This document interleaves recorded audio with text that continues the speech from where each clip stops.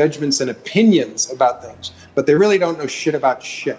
So I tend to not respond to people who don't know shit about shit. Let's just start with that.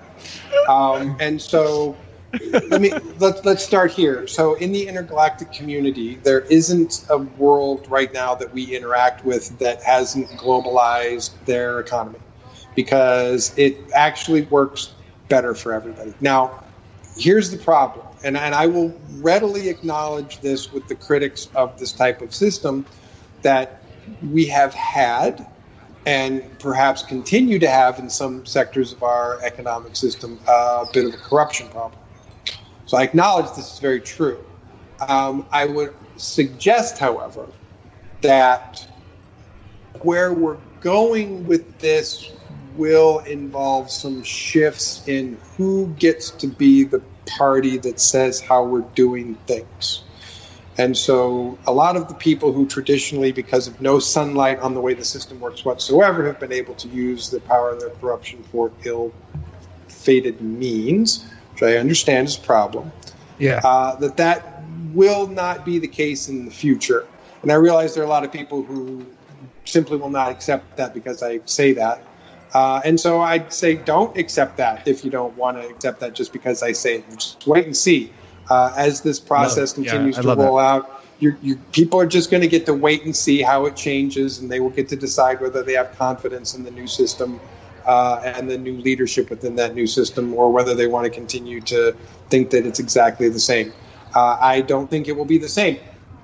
Could it end up being corrupted and co-opted? Yeah, it could be, but I know a lot of the people who are involved in the transition process, and I have reason to have faith in their ability to make sure that we're obeying treaties. There's an interesting point here. A lot of these things would not be the case. A lot of these corruption issues and a lot of the things that the powers that be have been able to use against the civilian population of planet Earth are illegal in the intergalactic community.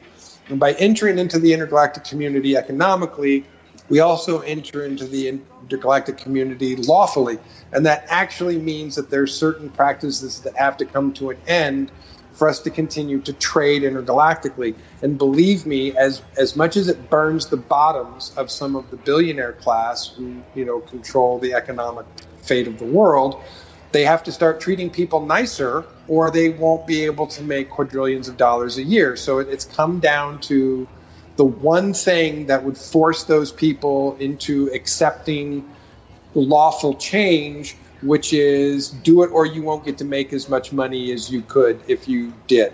And so as much as it, like I said, as it burns their little bums to have to do it, because it's not in their nature to do it, they're psychopaths, they're more greedy than they are psychopaths. And so they would rather have the money than necessarily, have power. This kind of brute, vicious control over everyone, which is sort of in their psychopathic nature.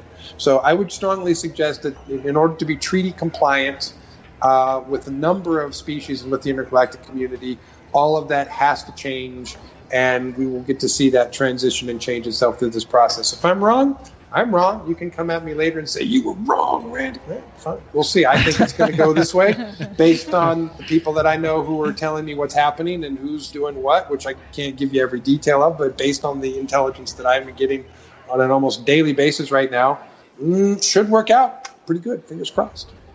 Right on. All right. Well, one last question I wanted to ask you before we move on here. I think disclosure is coming. I think it's a battle of narratives. It's going to be hope versus fear. In your opinion, what is the craziest thing that's going to happen that people are going to have a hard time accepting? First, they're going to get hit with aliens are real. Oh, God, they're real. Oh, my God. There's thousands of them. Holy shit. We've been interacting with them for a long time. Holy shit. They may be involved in our history and manipulated our genetics. That's a big deal. What I'm wondering is is it going to be something crazy? You went deeply into exchange programs, which are really fascinating. What do you think off the top of your head? What to you is going to be the craziest thing that's going to come out that people are going to be like, holy cow, my reality has just shifted? Well, it's going to depend on your perspective. So for some people, this is a change that will not represent anything shocking to them whatsoever. Some people, the entire process will be like, I can do it. I do it the whole time. I've been paying attention. I've been telling you, right? So there's going to be people who will be surprised in no way, shape, or form. There are other people that will be shocked and surprised by different bits of information. And depending on their neuroplasticity of their belief system will depend on how they adapt, how well they adapt, or how well they don't adapt. We're continuing to be concerned that the number one negative impact of this is the reactivity of religious extremists who are not prepared to accept that the version of reality that they have been very narrowly fed through their religious doctrine is simply not big enough to explain the universe that we live in. It's not that what they believe is wrong. It is that if they have accepted a very narrow version of that belief system and a very narrow explanation of what that particular faith or religion may mean, then they may not be willing to expand a viewpoint where there's a bigger universe. They just may not be able to get outside of that. So this isn't like just something that might happen. Like, it's happened in the past, and therefore we're deeply concerned about it happening in this process. So there's a mitigation strategy, but it's not going to go perfectly smoothly. All right, Randy. Well, thank you so much for coming on the show. This is our first time having like a live guest, so this is awesome. Yeah, thanks, Randy. And appreciate it. Great perspective on what's happening out in space and on planet Earth, and I hope to see you back on our show. Yeah, you know how to reach me. All right, guys, that's all the time we have for tonight. So I hope that was all the education you needed on the Secret Space program. And of course, you can always join the Space Force if you are of age. So good luck out there. You can sign up. You don't have to be a test tube super soldier. This planet, just sign up. Planet needs you to do other things on other planets. All right, until next time, have a good night. Goodbye.